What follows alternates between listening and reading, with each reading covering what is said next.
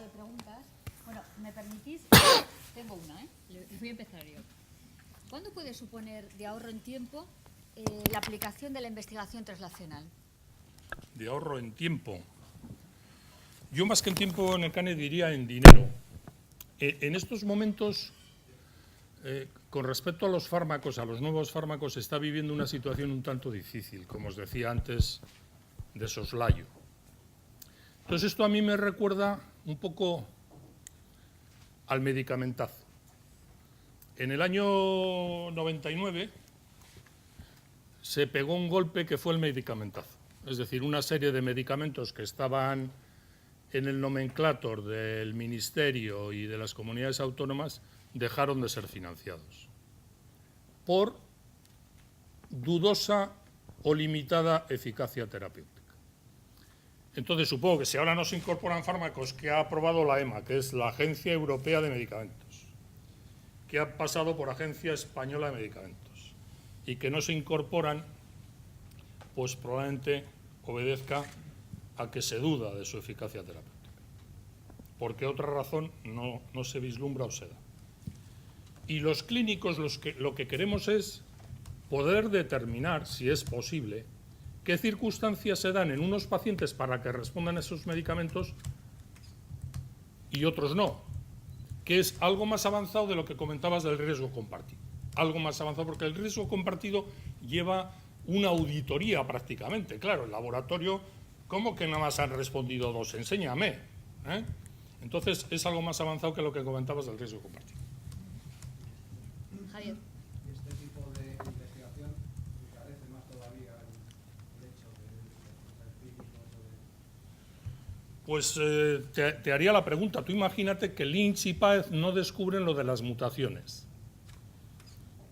A 2.800 euros mes de tratamiento para cuando te enteras tiene que ser por lo menos el segundo o tercer mes, es decir, cada paciente pues se ha llevado por lo menos cercano a los 7.000 euros de tratamiento y solamente responden en nuestra población alrededor de un 12 o un 13%. Creo que a la larga es eficiente, es decir, es muy, muy rentable. Pero a la vez de buscar estos porcentajes de éxito cada vez mayores, corre cierto riesgo del modelo de ensayo clínico Moralex, buscar la excelencia. Yo creo que no, yo creo que es ajustar.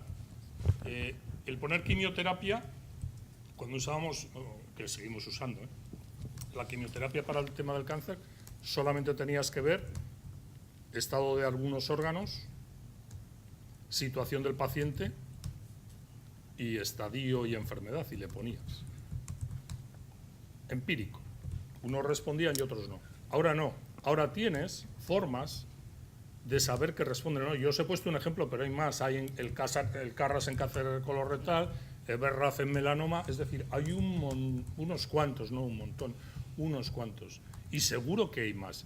Si un paciente tiene un comportamiento frente a un tratamiento y otro tiene otro comportamiento, es porque hay algo diferente entre ambos que hay que buscar.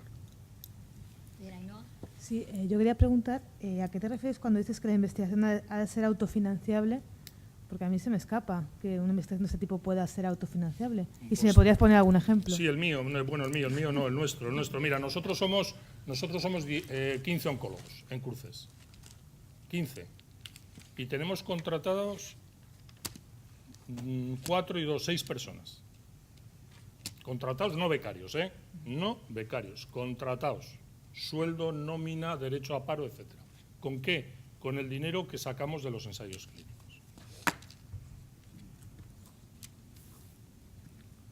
¿Con el dinero que sacáis de los laboratorios? O de... Sí. O sea, que no es autofinanciable. De Roche, de Merck, de... O sea, que lo financian los laboratorios, la investigación, sí. no es autofinanciable. Bueno, nos Pregunto. pagan porque hacemos una labor. Nosotros, Claro. Un ensayo clínico conlleva un dinero para el hospital. Sí. Dinero para el paciente si el paciente tiene que mover, etcétera. Y exige un trabajo, exige una metódica. Y esa metódica nos la pagan. Entonces, eso nosotros lo destinamos a financiar proyectos de investigación, más que proyectos personal, porque hoy en día proyectos de investigación, todos esos organismos que hemos puesto ahí, los financian, pero personal es mucho más difícil que te financien. Y evidentemente, si no hay personal, la asistencia y otra serie de cosas te comen, y aparte que la gente pues va teniendo edad y no puede quedarse ahí en las tardes. Eso chocaría con un sistema que los investigadores y los clínicos denuncian de lento a la hora de captación de ensayos clínicos, ensayos que se están yendo a otros países porque tienen sistemas mucho más rápidos, etcétera, ¿no? Sí, yo creo que el mecanismo es un poco lento y hay los países del este que tienen una sanidad un poco precaria, limitada, vamos a decir. Son muy buenos reclutadores, claro, les interesa, no tienen con qué tratar, entonces todo lo que es ensayo clínico, capacidad de tratamiento, dar al enfermo, reclutar. Yo creo que tendríamos que ser algo más ágiles a la hora de autorizar ensayos clínicos. ¿Perdón? Sí, al menos agilidad. Son trámites burocráticos. Es que el ensayo es adecuado, que haces buenas prácticas, que estás capacitado para llevarlo a cabo y que tienes capacidad de reclutamiento. A la industria farmacéutica le interesan dos cosas: que reclutes mucho y que lo hagas bien. Con esas dos cosas satisfechos, porque a ellos el ensayo clínico les cuesta mucho dinero mantener. María, querías... Perdón, una cuestión sobre ensayos clínicos, perdón. ¿Y entonces qué va a pasar con la directiva? Porque dicen que el problema va a ser que se va a generar más burocracia. ¿Con qué directiva? Con la directiva de la que está trabajando la Comisión Europea. Dicen que el problema, de lo que está denunciando la industria, es que se va a aumentar la... Desconozco eso. No, casi al contrario de lo que se pretende. Igual Cristina, un año que está aquí, igual puede... No, te digo porque me lo dijo una persona de Sanofi hace poco, además. No, es más bien al contrario. Precisamente la actual, la vigente directiva ha sido bastante criticada, no solo por la industria, realmente así en conjunto, y se lleva trabajando un tiempo en digamos, su actualización para mejorar aquellas partes que se entienden que no son buenas. O sea, que es de esperar que no. Ahora, opiniones siempre va a haber de todos los tipos para cualquier tema, pero... No tendría demasiado sentido porque, por una razón. Nosotros, no nosotros, las administraciones piden a los laboratorios farmacéuticos que los fármacos sean baratos o sean más baratos. Y lo que encarece el coste del medicamento, aparte de todas las líneas de investigación, son los ensayos clínicos que se les exige para la autorización. Si encima los hacemos más caros, difícilmente se va a poder abaratar el coste y difícilmente se podrá llegar a eso. Se les puede decir que en vez de investigar 4, que investiguen 2, aquellos que sean más prometedores, que los otros 2 no los toquen para no encarecer, pero hay que facilitarles la capacidad de investigación y de desarrollo y de que el producto salga adelante. Fran, querías... Sí, cuando hablaba de la dificultad para incorporar algunos medicamentos al sistema, decía que debe obedecer a que se duda de su eficacia. Digo yo. Pero la eficacia la establecen las agencias, no la establece el ministerio. Entonces, Era irónico. Para mañana, ¿no? Para mañana. Vale. Paco.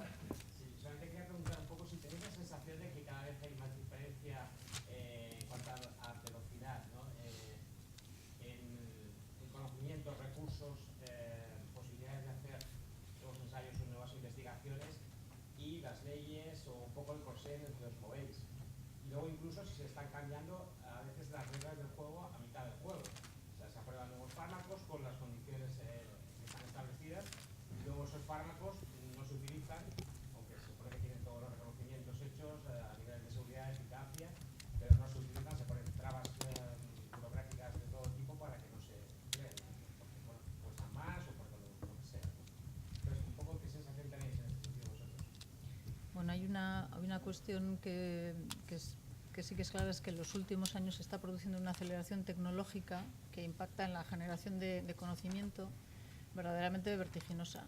Y eso normalmente plantea todo tipo de nuevas preguntas éticas, ¿no? Realmente de cuestiones muy importantes y de revisión o una necesidad de revisión bastante rápida de la legislación existente en cada momento.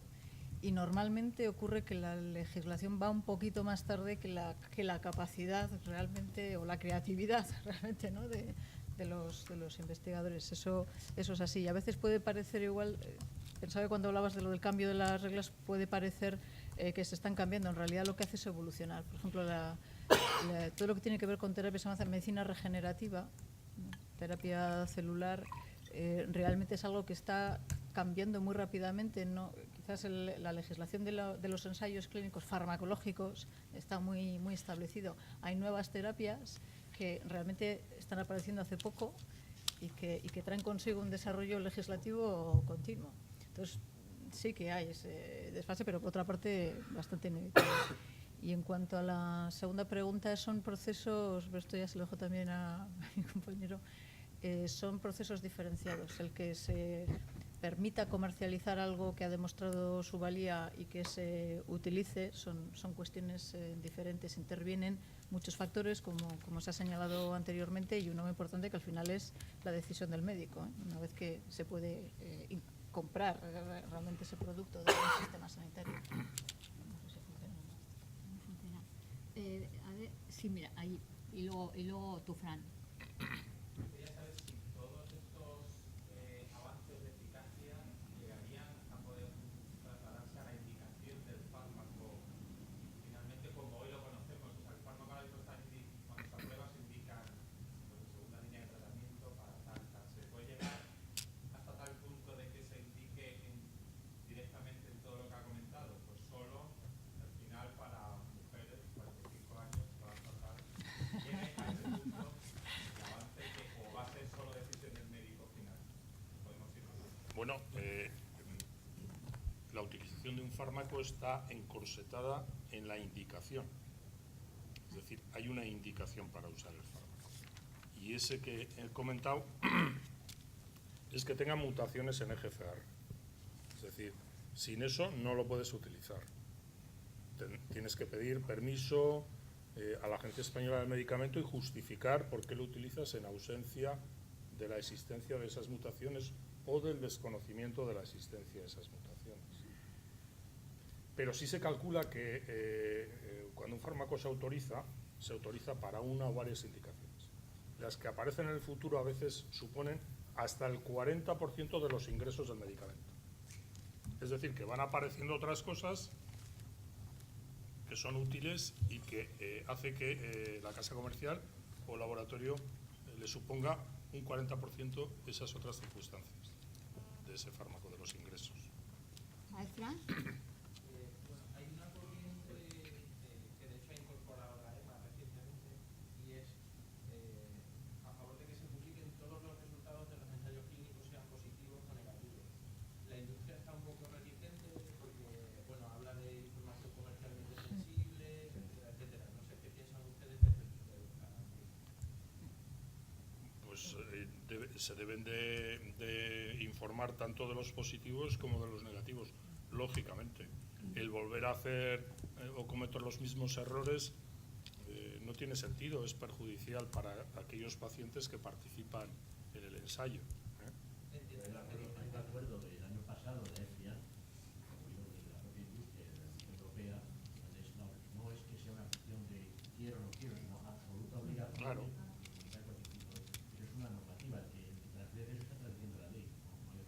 Sí, pero él se refiere a otra historia que esta semana dijo el nuevo presidente de la EFPI, y es que consideran que los datos que se van a revelar son comercialmente comprometidos, y esta no es la primera vez que se discute esto.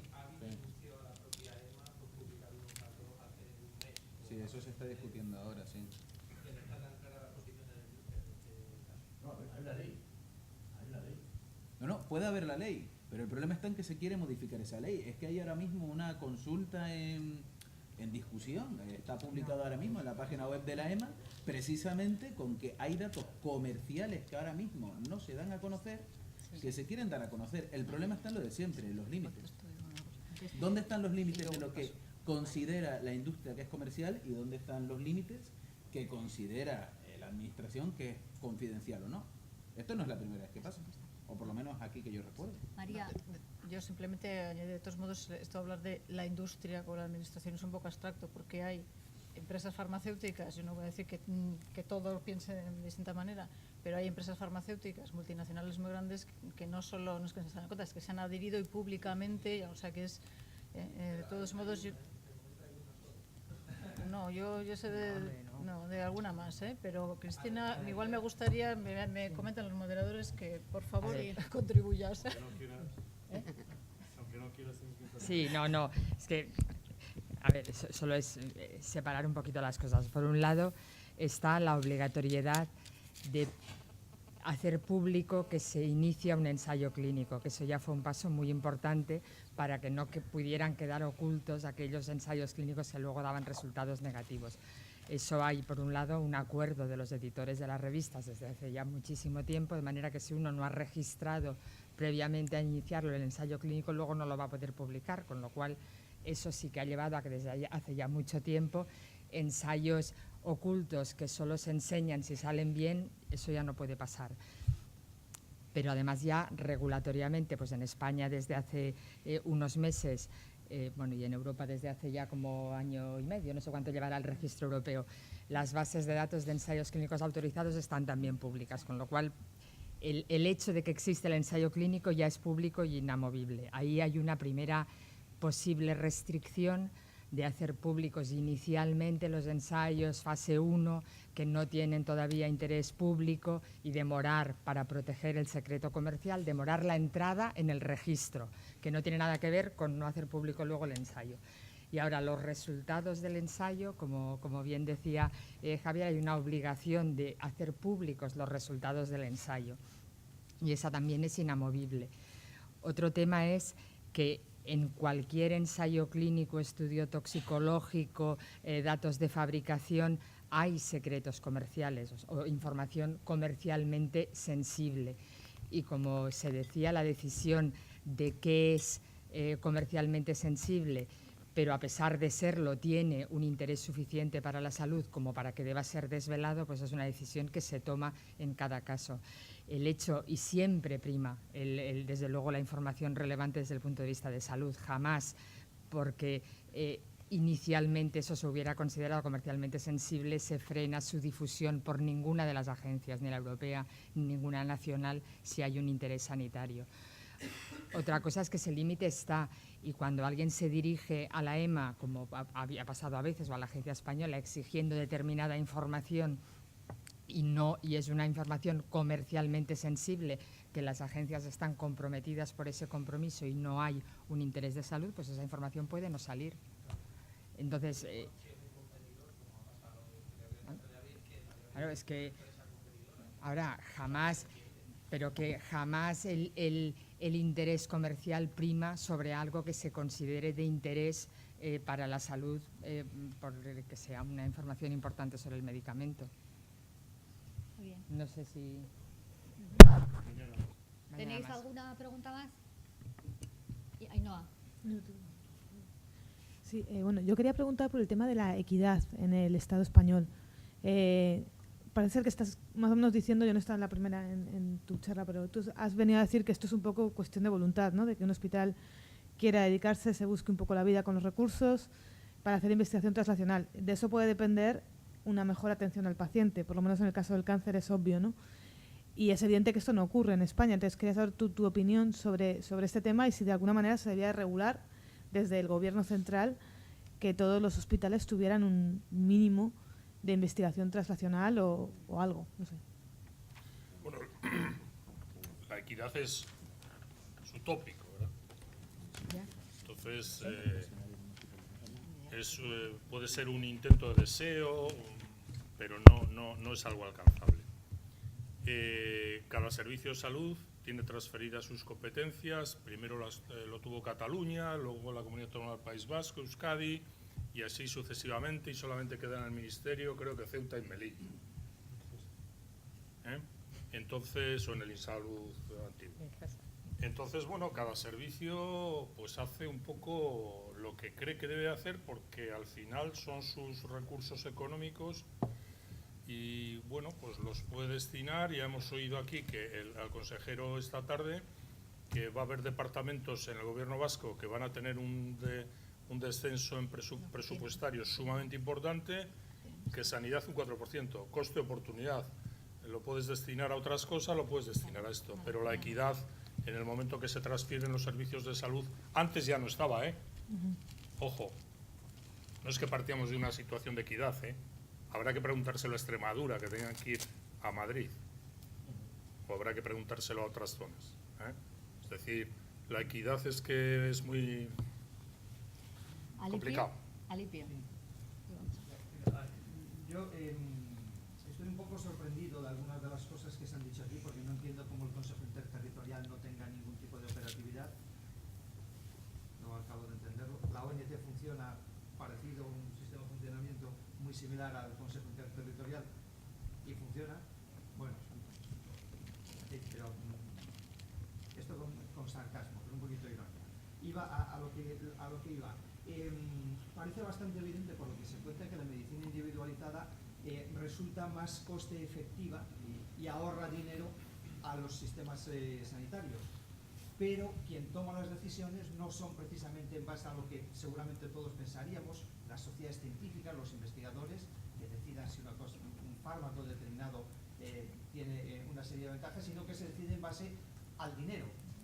Y eso, hay unas agencias de evaluación que son juez y parte en nuestro Estado, con lo cual no sé si es del todo fiable aquello que nos propongan y si va a tener demasiado futuro ese tipo de fármacos individualizados que, por lo que se dice, la evidencia científica parece que apunta que son más costo efectivos que otros y sin embargo no se implanten de una manera normalizada, dependiendo también en qué servicio de salud estemos hablando.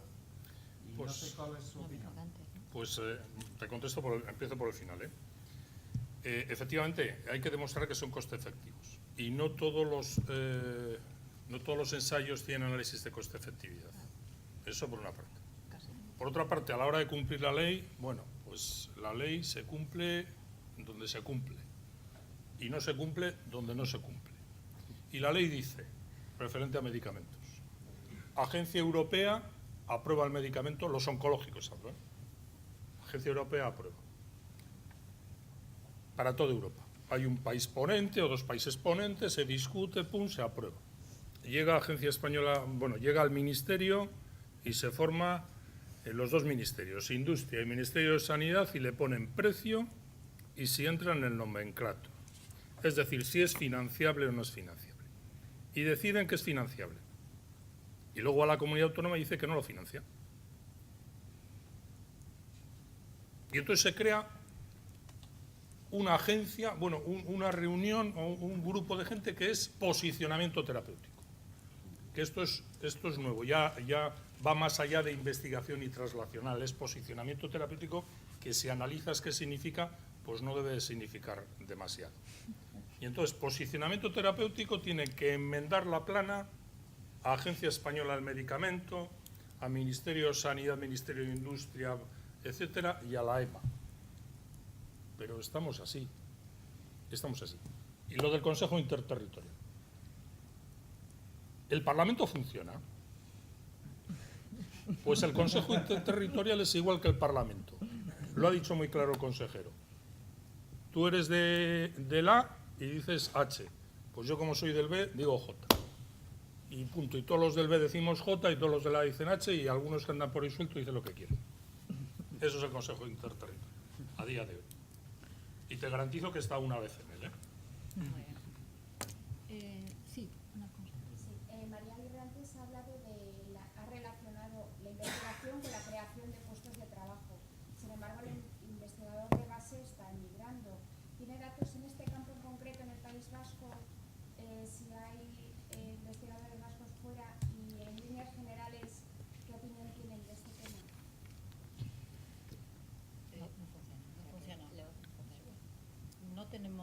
No tenemos datos de investigadores vascos que hayan, o sea, de cuántos que puedan estar emigrando por considerar que no, por no encontrar un puesto de trabajo.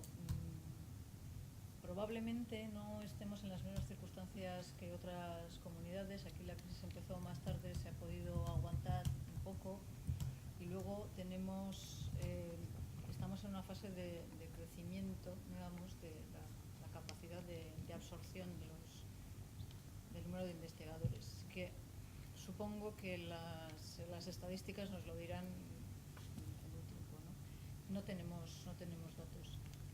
Cuando se habla de migración de investigadores, realmente de lo que deberíamos estar hablando es de esa emigración, primero forzada, y segundo, que queriendo volver no puede. Porque los investigadores normalmente salen fuera. Normalmente en estos momentos para formarse salen fuera de su comunidad, sea donde sea. Y algunos vuelven y otros no. Pero no es tanto, quizás el problema es que eso, que se nos vayan, digamos, para siempre, por así decirlo, un número significativo de personas a las que se ha formado con muchos años de esfuerzo y con un coste el que sea, y que probablemente van a ser productivos en otros lugares. Ahora, no tenemos datos, pero tampoco vemos aquí la misma situación que en otras comunidades, eso es cierto. Es decir, no tenemos las estadísticas, pero no lo vemos tampoco, en la misma medida. ¿Tenéis alguna pregunta, Javier? Tenía que comentar el posicionamiento ayer de SEOM sobre los equivalentes terapéuticos. Pues estaba invitado porque soy patrono de ECO, pero no fui precisamente porque estaba preparando lo de hoy y me venía muy mal. No te puedo contestar, no lo sé. Me imagino lo que habrán dicho, ¿no?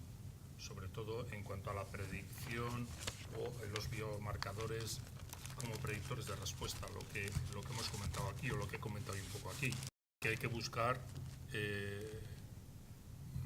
datos que nos hagan predecir o saber la respuesta que va a haber, más allá de ir al riesgo compartido y a este tipo de cosas. Seguro que ha sido algo de esto. Bien, tenemos que ir acabando ya. Es la última, si quieres, Ainhoa. Sí, es que tenemos que ya vale, nada. No, la última. Es que hablando todo esto del tema de la aprobación de medicamentos y que en las distintas comunidades autónomas es diferente, ¿no arreglaría esto la creación de un instituto como el NICE en Reino Unido? Vamos a ver. Los clínicos siempre hemos protestado del NICE. Sin embargo, ahora los clínicos pedimos el NICE. Sí, y es muy sencillo. No sabes muy bien, no digo en esta comunidad, hablo en general, Hablo en general. No sabes muy bien a qué atenerte. No sabes muy bien la decisión que hay, ni por qué es esa decisión. Por eso yo antes decía, en tono jocoso, que tienen limitada utilidad terapéutica, pero era en tono irónico. Evidentemente son fármacos con un potencial muy importante, que tienen un desarrollo tremendo detrás, con un coste económico muy, muy, muy alto. Muy bien. Eskerrik asko, María y Guillermo, y eskerrik asko a todos por venir. Y ya está.